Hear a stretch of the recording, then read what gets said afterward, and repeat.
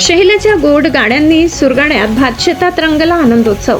सह्याद्रीच्या कुशीत आणि निसर्गाच्या सानिध्यात वसलेल्या सुरगाणा तालुक्यात भात लावणी अंतिम टप्प्यात आली असून भात शेतीची शेवटची लावणी शेहल्या या पारंपरिक पद्धतीने साजरी करण्याची आदिवासी बांधवांची परंपरा आजही कायम आहे।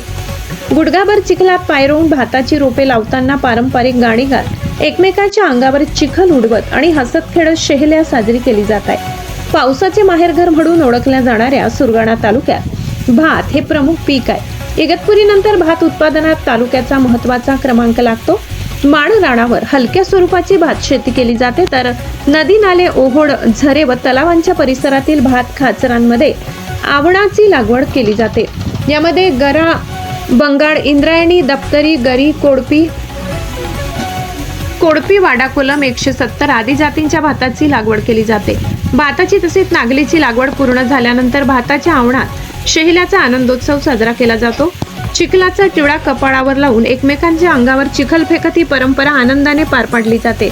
दिवसभर शेतात कष्ट करणाऱ्या शेतकऱ्यांसाठी हा क्षण श्रम परिहाराचा आणि आनंदाचा असतो। भात लावणीच्या काळात आदिवासी बांधवांच्या पारंपरिक गीतांचा मधुर स्वर दरीखोऱ्यात घुमत असतो। दिवसभराचे कष्ट जाणवू नयेत आणि कामात उत्साह निर्माण व्हावा यासाठी लग्नगीते, शेतीची गीते, भाऊ बहिणीचे नाते, पशु पक्षी, इंद्रदेव, पाणदेव, कणसरा माता तसेच अन्नदेवतेची आडवणी करणारी गाणी गायली जातात। चंद्र, सूर्य, शंकर, पार्वती आणि विविध देवी देवतांच्या गुणांचे वर्णन करणारी गीतेही या परंपरेचा भाग आहे। गुडघाभर चिखलात पाय रोविले, एक एक भाताचे रोप लाविले अशा आशयाच्या पारंपरिक गीतांमधून शेतकऱ्यांचे निसर्गाशी असलेले नाते आणि कष्टमय जीवनातील आनंद व्यक्त होतो।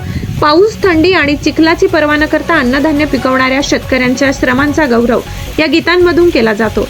शेहल्या म्हणजे भाताची शेवटची रोपणी। भातशेताच्या हंगामात 4 महिने शेतात राबणाऱ्या बैलांना आणि इतर जनावरांना शेवटची आऊत सोडल्यानंतर त्यांच्या कपाळावर चिखलाचा टिळा लावण्याची ही प्रथा आहे। या दिवशी घराघरात गोड पदार्थ व रवा शिरा करण्याची परंपरा आढळते।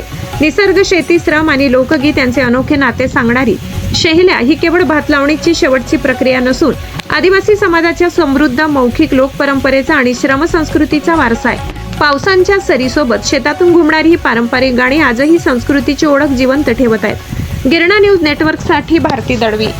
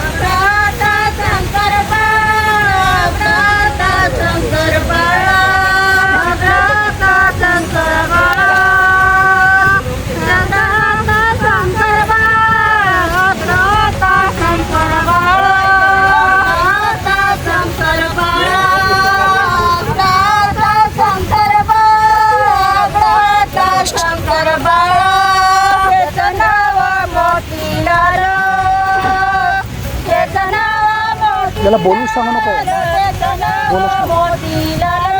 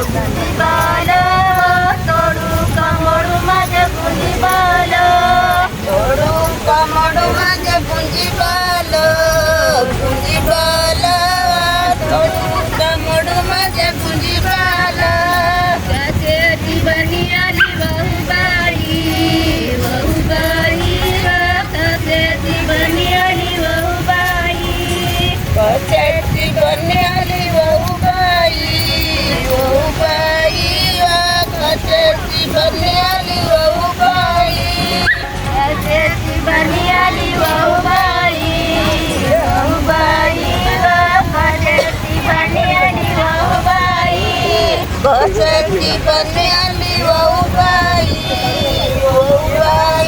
बसंती बने आली वाऊबाई चंद्राची बने आली वाऊबाई